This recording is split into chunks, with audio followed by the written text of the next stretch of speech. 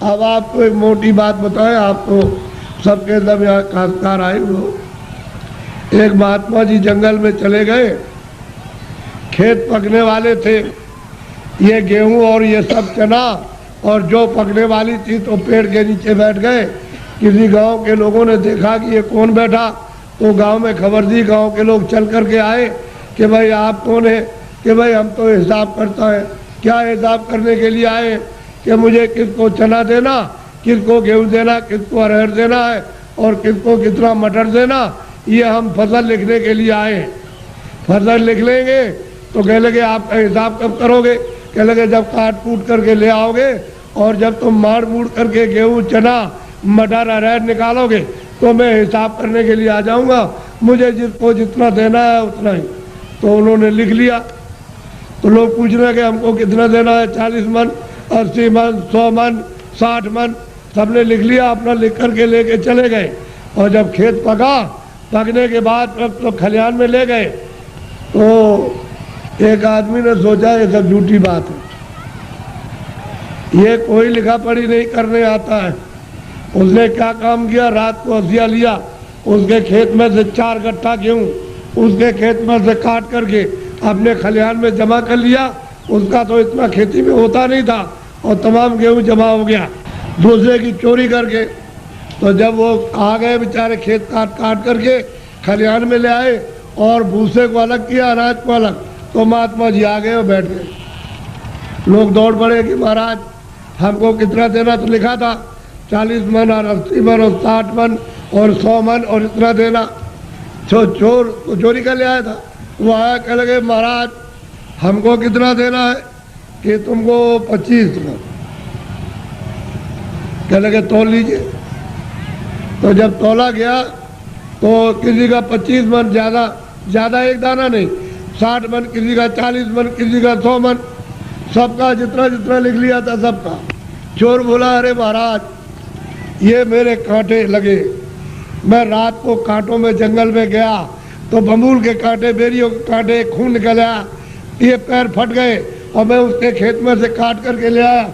उधर से जौ काटी, मटर काटी, अरहर गेहूं काटा, वो किधर चला गया?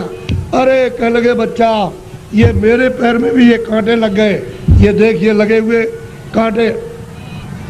कह लगे आप क्या करते रहे? कह लगे तू काट कर के ले आता था, वहाँ जमा करता था, और मैं यहाँ से जब चला जाता था घर में तो गट्ठा उठा करके उसमें खेत में पहुँचाया करता था। मुझे देना उतना ही है जितना तेरे हिसाब में, और तूने जो ये चोरी की है, ये कांटे तेरे लगे और तकलीफ हो रही है, तो तेरी सजा और चोरी की सजा अलग मिलेगी। वो जो तुमने चोरी की है उसकी सजा अलग, और ये कांटे लगे, खून निकल आया, इसकी सजा। तो कहने का मतलब ये है तुम मन का धन कितना भी खेत काट कर, जमीन लेकर, ये करके, चोरी करके, डकैती डालकर, रात को छीन करके कितना भी अपना धन घर में ले आओ, लेकिन वो जो हिसाब करता जो कर रहा वो बैठा हुआ वो सब उसके यहाँ पहुँचा देगा। आपको कुछ मालूम रहेगा? आपको नहीं। हमने चोरों से पूछा भाई कितना तुमने चोरी की होगी? हमारे पास चोर भी आते, साहब कह देते हमने चोरी की, तो कितना कह लगे 1 पैसा नहीं रहा, सब चला गया। डकैत आए, डकैत से पूछा भाई तुमने डकैती डाली तो कितना जीवन में तुमने लूटा होगा? कह लगे कई करोड़ का। फिर किधर गया? कह लगे 1 पैसा नहीं, हमारा घर का चला गया। घर का गया। तो कहने का मतलब कि हिसाब करता बिल्कुल सच्चा है, जो पाप का भी हिसाब करता है, पुण्य का भी करता है, ये सब, और उसका ब्याज वो सब आपको देना, वो दूसरे को किसी को नहीं देना। इसलिए ये मनुष्य शरीर अनमोल है, ये बार बार नहीं मिलता। आपकी बार परमात्मा को प्राप्त करने के लिए इस जीवात्मा को इस जड़ से, इस शरीर से निकालने के लिए आपको ये दिया गया, और उसने कह दिया है कि मैंने तुमको साफ सुथरा मकान दिया है, जैसा हमने दिया वैसे हमको दे देना। फिर जब वो खड़ा हो जाएगा और तुमने गंदगी भरी तो फिर तुमको मार मार करके इतना मारेगा कि तुम्हारी नस नस को तोड़ देगा, और इतनी पीड़ा होगी कि जन्मत मरण दूसरे तो कोई, जमने मरने में अत्यंत पीड़ा होती है। और उसको निकाल के बाहर करेगा और कहेगा चलो हिसाब कराएं। हिसाब करेगा तो तुम्हारा बताएगा देखो इतनी चोरी की, इतने जानवर मारे तुमने, इतना धोखा दिया, इतने बेईमानी की, तुमने कोई भी पुण्य नहीं किया अपने जीवन में, और चलो इनको ले जाओ उस नरक में डालो, वहाँ जाकर के उस योनि में बंद करो। तो बताओ आप क्या करोगे? बोलो आप करोगे क्या? उससे बच जाओगे? इसलिए जिन जिन देवताओं की आप पूजा करते हो उनसे ये प्रार्थना करो कि हमको ये सद्बुद्धि दो कि हम, मतलब ये है कि कोई धोखा, किसी को बेईमानी ना करे, धोखा न दे और अच्छे काम करे। सद्बुद्धि रहेगी तो अच्छा काम करो, आप मेहनत का काम करो, बच्चों की सेवा, आएगा एक सत्कार, और फिर उसके बाद भजन करो कि भजन करने की हमको सद्बुद्धि दीजिए कि कोई महात्मा मिल जाए, या आप ही मुझको रास्ता बता दीजिए तो मैं भजन करने लगूँ। तो महात्मा कोई ना कोई मिल जाएंगे, वो रास्ता बता देंगे मनुष्य मंदिर में। तुम फिर भजन सच्चा करना अपनी जीवात्मा से परमात्मा का, तब देखो दिमाग ज्ञान चक्षु खो जाएगा। और यही से बैठ करके रोज स्वर्ग जाओ, रोज रोज वैकुंठ जाओ, और वहाँ ब्रह्मा से मिलो और विष्णु से मिलो और शिव से मिलो। लेकिन आप बाहर से इन चर आँखों से आपको क्या पता है, इधर से गए उधर धोखा देने लगे, उधर किसी का खेत लूटने लगे, किसी को मारपीट करने लगे, तो फिर देवता की पूजा क्या हुई? ये मनुष्य शरीर फिर नहीं मिलेगा आपको, अमोला दे दिया गया। इसलिए इसको बचाओ। अभी तक जो कुछ भी किया है गुनाह, अब उनको तो छोड़ दो, अच्छे काम करो, अच्छे काम करो, जीवात्मा को जन्म मरण से बचाओ, 84 से नरकों से, नहीं तो ये जाने वाली है। और मनुष्य शरीर ये खाली होने वाला, ये तो किराए का मकान है। ए बच्चे बच्चियों, ये किराए का मकान है, वो ये नहीं देखा गया 2 बरस का है, 4 बरस का है, 10 का है, वो 20 साल का है, 50 का, 100 की पूंजी आपको दी जाती है। जिसकी पूंजी खत्म हुई और फिर खड़ा हो जाएगा, निकलो उसी वक्त निकाल के। तुमको खेत में रहोगे, खेत में, बाहर रिश्तेदारी में आ रहे रास्ते में, वहीं पर उसी जगह पर सो रहे हो, उसी जगह खा रहे हो, पूंजी खत्म हो गई, उस जगह निकाल बाहर करें। बताओ फिर आप क्या ले आए थे? अच्छा क्या ले जाओगे बताओ? ये किराए का मकान हमारा भी है, हमको भी है खाली कर दो, क्या हम ले जाएंगे? हमारा ये भी नहीं जाएगा, इसके साथ कुछ और जाएगा, एक सुई की नोक नहीं जाएगी। जब ये नहीं जाएगा, वो सामान तो वो पड़ा, ये पड़ा, इसको उठा करके उधर जंगल में फूंक देंगे, उधर ले जा करके, और न ये सामान मिलेगा और न ये उससे मिलेगा, न ये उसको देख सकता है, न सामान इसको देख सकता है। ये भी जड़ है और सामान भी जड़ है। तो फिर चेतन में आप बेचारे, चेतन को आपने क्या किया? गड्ढे में डाल दिया। इस चेतन की पूजा तब होगी जब चेतन को जगा लो, जीवात्मा को जगाओ, और दरवाजे पर दोनों आंखों के मध्य में जाग जाए, उसकी गंदगी दूर हो जाए, तब परमात्मा की पूजा करो, तब मिले। सुलभ है, सीधा है, आसान, सब कर सकते हैं, स्त्री बच्चे पुरुष, खेत में खलिहान में, घर में, सुबह और शाम। तुम 1 घंटा समय नहीं निकाल सकते हो 24 घंटे में परमात्मा को प्राप्त करने के लिए, और बस इसी में समय सो करके और खा पी करके बिता रहे। ये धिक्कार है ऐसे जीवन को। तो देवी देवताओं से जिनको आप मानते चले आओ, उससे प्रार्थना करो कि हमको सद्बुद्धि दीजिए कि हम भौतिक चीज़ें समझ सकें, और फिर अपनी जीवात्मा को जगाने के लिए कोई ऐसा रास्ता हमको दिखा दीजिए, सुझाव हमको दे दीजिए, तो हम वहाँ पहुँच जाए, वहाँ रास्ता पा करके रास्ते से निकल जाए। तब ये जीवात्मा की गति यानी होगी छुटकारा, तब इसको छुटकारा होगा, तब मुक्ति और मोक्ष मिलेगी। नहीं तो परमात्मा क्या कुछ भी नहीं प्राप्त कर सकते हो, न देवी देवताओं के पास पहुँच सकते हो, न स्वर्ग वैकुंठ में, न मनुष्य पा सकते हो। तो ये भटकती रहेगी जीवात्मा। जैसे पशु पक्षियों में, वो भी तो जीवात्मा यही है, इसी मनुष्य शरीर से उसमें बंद की गई। ये कुत्ता हो गए, बिल्ली हो गए, गधा हो गए, चूहा हो गए, ये इसी में से गए। अब उसमें भोगने के बाद फिर इसमें आएंगे तो फिर वही काम करो, फिर उसी में जाओ। तो बस यही रहेगा, आना और जाना, रोज चिल्लाओ और कोई तुम्हारी सुनवाई नहीं। अरे कोई सुनता है? आदमी को जंगल में मार रहा, तुम सुन रहे हो उसकी तकलीफ को? पशु बीमार है, उनको आप मार रहे हो डंडे से, और चलो चलो, उसको बुखार चढ़ा, सिर में दर्द है, उसको भूख लगी है, प्यास लगी, वो बेचारा, तुम उससे पूछ रहे हो कि तुमको प्यास लगी है, वो बता देगा। अरे मनुष्य शरीर अमूलक है, ऐसा शरीर फिर मिलेगा नहीं। और कोई ऐसे काम, कोई कर्म नहीं कर रहे हो जिससे मनुष्य शरीर पा जाओ। जो भी कर्म करते हो मनुष्य शरीर से नीचे जाने के, चारों खानों में जाने के, और नरकों में जाने के काम कर रहे हो, तब आपको उस समय पर कोई बचाएगा नहीं। न रिश्तेदार, न भाई, न बहन, न पति, न पत्नी, न बच्चे, न बच्चों को माँ बाप, कोई न धन न दौलत, कौन इसको बचाएगा? सब ये अलग अलग पड़े, सब अलग हो जाते हैं। इसलिए आप लोग थोड़ा सा कुछ समझ लो कि मैं किस लिए आया हूँ। यहाँ आपके बाईपास पर मथुरा में सत्संग होता है, तो आप जरा सा वहाँ थोड़ा समय दे करके समझ लो। अगर अच्छी चीज़ मिल जाए तो ले लो, और नहीं अपने घर चले जाओ। अमोलक चीज़ मिले तो ले जाओ, और नहीं तो अपने घर में रहो। जहाँ भी मिल जाओ वहाँ चले जाओ, तुमको सुलभ है। मैं आपको ये सलाह दूंगा कि जहाँ भी उस परमात्मा को प्राप्त करने वाले महात्मा इस मनुष्य रूपी मंदिर में मिल जाए, वही चले जाइए। तो ये खड़ेर हो गया है, ये मंदिर, ये मनुष्य मंदिर खड़ेर है, इसमें सब बुरी बुरी चीज़ें भरी है, और उनके द्वारा ये निकल जाएगा तो साफ सुथरा, बड़ा सुंदर, बड़ा अच्छा लगेगा उस समय पर। और जीव आत्मा जाग जाएगी तो जगमग जगमग जगमग, अंधेरे का नाम नहीं रहेगा। बाहर भी उजाला, अंदर भी उजाला। तब आपकी समझ में आएगा ये संसार क्या है। नहीं भूल भुलैया है, ये छाया, क्षमा करना, ये छाया सर, लड़के छाया, स्त्री छाया, पति छाया, ये मकान छाया, जमीन छाया, ये पशु छाया, छाया, इसमें से जीवात्मा निकाल दी तो ये पड़ा हुआ क्या करोगे? छाया का रो रहे हो, मेरा बच्चा, मेरा पति, मेरी पत्नी, मेरा माँ, मेरी बारे। छाया किसके लिए होते? छाया के लिए। उस जीवात्मा के लिए रोए, उसके लिए सोचा कि इसके अंदर कौन है।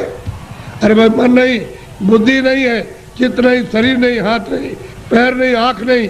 अरे वो जीवात्मा क्या चीज़ है जो इसमें से निकाल के अलग कर दी? शरीर तो ये पड़ा है, आँख भी है, कान भी, बोलता नहीं, सुनता नहीं, देखता नहीं, हाथ नहीं हिलाता। और तो मतलब ये है कि इसमें माया की छाया में पड़े हो, मेरी मेरी आय, मेरी ऐसे चले जाओगे आया करते, और कुछ मिलने जुलने वाला नहीं है। इसलिए महात्माओं का सत्संग जरूर सुनो।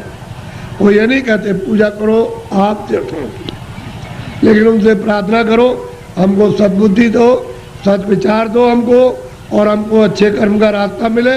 हम चोरी चमारी इसको बंद कर दे, हम झूठ बोलना, धोखा देना, बेईमानी करना, हमारा काम, हमारा क्रोध, हमारा लोभ, हमारा मोह छूटे। और हमको कोई मिला दीजिए किसी से जो मनुष्य शरीर में आकर रास्ता बता नहीं, आप बता दीजिए। देवता से कहो आप ही बता दो कि ये रास्ता जाने का है भगवान के पास। अगर नहीं बता सकते हो तो फिर किसी महात्मा से मिला दो। हमने इसलिए तुम्हारी पूजा की, तुमको माना कि हमारा आत्म कल्याण हो जाएगा, जन्म मरण से बच जाएंगे, 84 नरकों से बचेंगे। अगर देवता नहीं तो खोज करो महात्मा। मैं किसी को कुछ कहता नहीं, समझ लो अच्छी तरह से सत्य बात। उसको मछली रहती है, कछुआ रहता उसी में, जीव जंतु उसी जमुना जी में, उसी गंगा जी में रहते हैं। तो आपको ये जानना चाहिए, आप वहाँ जाते हो स्नान करने के लिए तो पाप आपका धुल जाएगा। पाप तो यहाँ जमा है, यहाँ तो पानी नहीं जाता, यहाँ अग्नि नहीं जाती है। तो ये बताओ कि तुम जब यहाँ, वो कैसे धुलेगा? वो गंगा पानी समुद्र का या तालाब का या कुएं का वो धो नहीं सकता, तो यहाँ जमा है इस जगह पर। अब ऐसा गंगा स्नान, वो गंगा, उसमें स्नान करने वाले महात्मा मिल जाए और आपको दिव्य गंगा में, दिव्य जल में स्नान करा दे तो जीवात्मा तब ये निर्मल हो जाए, पवित्र हो जाए, स्वच्छ हो जाए, तो ये जाग जाए, इसकी आँख खुल जाए। अब इसमें आते हो, फिर चोरी क्यों करते हो? इसलिए करते हो कि जमुना में हम नहा लेंगे तो हमारी फिर चोरी माफ हो जाएगी। चोरी और माफ नहीं होती, वो तो यहाँ जमा, यहाँ पानी नहीं जा सकता। ये तो शरीर के नाके पर, जीवात्मा शरीर में नहीं है। जीवात्मा शरीर के बाहर, ये यहाँ नहीं है, नाक में नहीं, और मुंह में नहीं है, हाथ और पैरों में नहीं, ये दोनों आंखों के ऊपर बैठी हुई है। बस ऊपर में गंदगी उस पर डाल दी, इसलिए रुकी पड़ी हुई है। गंदगी को हटा लो, बाहर निकल जाए, छोड़ दे मकान को, जीते जी छोड़ दे। इसलिए आप लोग थोड़ा सा अपना कभी कभी समय, जब ये सुना करो कि यहाँ बहुत भीड़ लग रही है और बहुत लोग आ रहे हैं, तो जरा से चले आए और सुन लिया, और देखो आकर के कि मैं कैसी पूजा आपको देवताओं की, और फिर उन देवताओं को देखो कैसे आप देखते हो उनको अपनी आंखों से, तब तुम्हारी समझ में आएगा। ऐसे क्या समझ में आ जाएगा? अंधेरे में रहोगे तो अंधेरे में जन्म हुआ अंधेरे में पालन पोषण हो रहा, अभी फड़फड़ा के अंधेरे में मर जाओगे। अभी देखते देखते अब तो बूढ़े हो गए, तो अब क्या दिन का साथ है इस शरीर का। अरे किसी दिन भी तुम रात रात में सोते हुए चल पड़ोगे, आप ले जाएगा आपको। अब कहाँ ले जाएगा उसका आपको पता ही नहीं है। इसलिए किसी का साथ करो, किसी जानकार का साथ कर लो। बहुत साथ कर लोगे तो रास्ता बता देगा कि चलो इस रास्ते से चलो, वो बस चल दो रास्ते से, तो आपको मंजिल पर पहुंचना अपने घर में ही। तो घर आपका नहीं, ये तो परदेश है। अगर आपका देश होता तो बच्चे रहते, हमारा शरीर रहता, हमारा मकान रहता, हमारी जमीन, कोई पुराना नहीं होता, सब नए रहते। लेकिन आपका मकान है ही नहीं, उसने दे दिया किराए पर, थोड़े दिन के लिए, बस समय पूरा हुआ निकाल करके बाहर कर दिया, बस खत्म हो गया। यह आपका कोई सामान परदेश है, तभी तो दूसरे के देश में निकाले जाओगे। अपने देश में पहुंच चलो, वहाँ आराम से रहना, कोई जलमता मरता नहीं है, न वहाँ कोई हिंदू न कोई मुसलमान, न दफ्तर है न खेती है न दुकान, न कोई बीमारी न हाल न बच्चे, वहाँ आनंद ही आनंद है। अपने घर में अपने देश में चलो, ये तो परदेश है। परदेश में आकर के कितने जो और कितने जल बीत गए ठोकर खाते, अभी तक किनारे पर नहीं आए और मनुष्य शरीर पाया और फिर उधर ही लौटे जा रहे हो, नीचे चले जा रहे हो 84 में नरकों में। अरे भाई मनुष्य शरीर में आए, ऊपर चलो अपने घर की तरफ। बड़ा सीधा साधा, तो लड़ो झगड़ो मत, प्रेम से रहो। गांव गांव की लड़ाइयाँ बंद करो, उससे आपको कुछ नहीं मिला। जब गांव में लड़ाई हुई तो घर घर में बैर होने लगा, अब घर घर में लड़ाई होने लगी, और घर घर की लड़ाई अब अपने मन से लड़ रहे हो। और सारा जीवन आपने अशांतमय अपना कर दिया, न सोने में शांति, न कहीं जाने में, न कहीं बैठने में, न किसी से बोलने में, और न किसी देवता के पास में। ऐसा तुमने मकान में ऐसा कुचड़ा बढ़ा, बिल्कुल अशांति की ज्वाला जलने लगी। तो लड़ाई झगड़ा बंद करो, मारपीट बंद कर दो, आपस में घर में प्रेम से रहो। सब लोग भाई बहन बच्चे बच्चे सब प्रेम से, अगल बगल में प्रेम से रहो।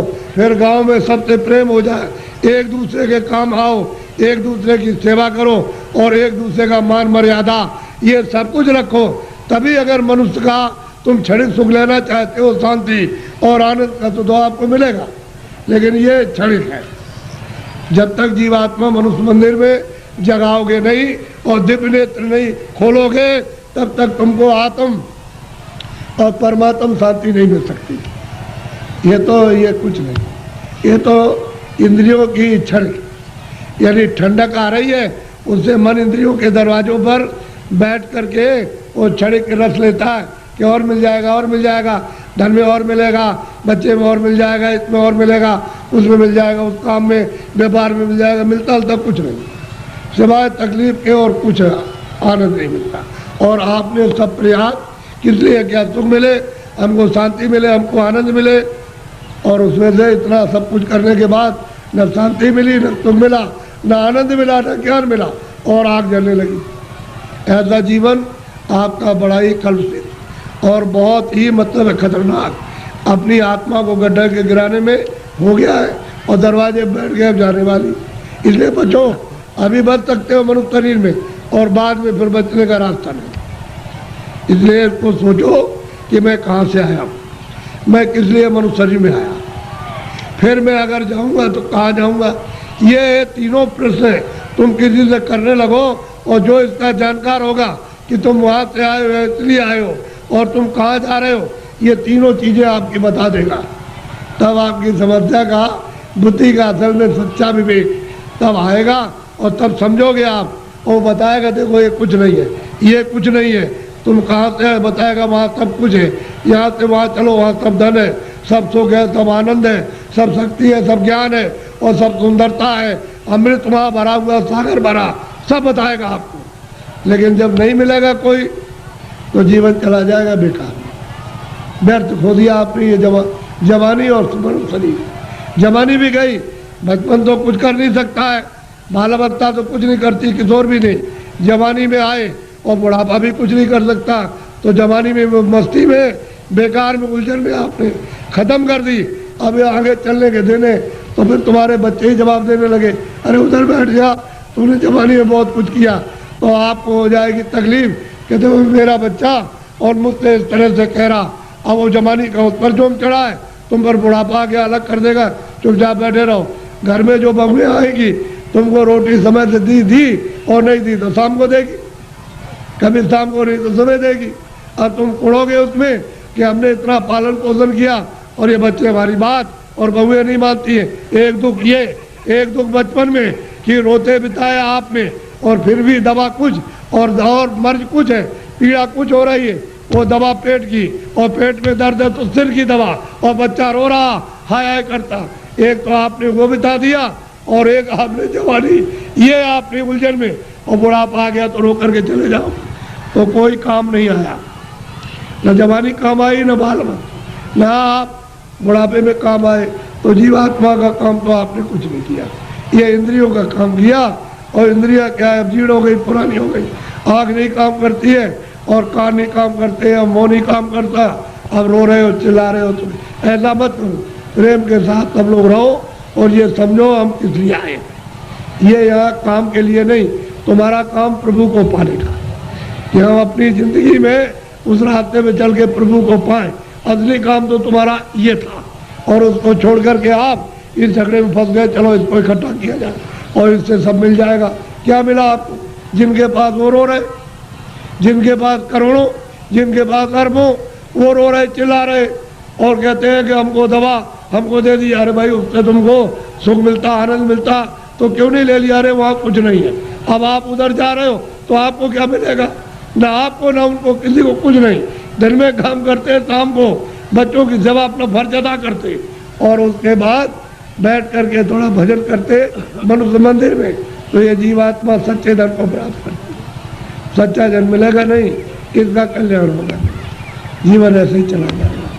तो मैं तो इसलिए चलाया कि हमारे गांव वासियों ने बहुत ही लोगों से कहा कि बाबा जी को ले आओ जरा, मैं दर्शन करूंगा। तो मैंने भी कहा चलो मैं भी दर्शन करूंगा। मेरी भी तो इच्छा दर्शन करने की है। अगर आपकी इच्छा हुई है दर्शन करने की, तो मेरी भी आपके दर्शन करने की इच्छा हुई। तो आदान प्रदान का दर्शन, दर्शन देना और दर्शन करना, इसी के बीच में, अरस परस के बीच में अगर कोई चीज़ मिल जाए तो उसको ले लेना चाहिए। कि भाई किसी के पास अमूल्य चीज़ है और मिलती है जो सोने चांदी से बहुमूल्य है, वो अगर उससे मिल जाए तो आपको ले लेना चाहिए। इसी को कहते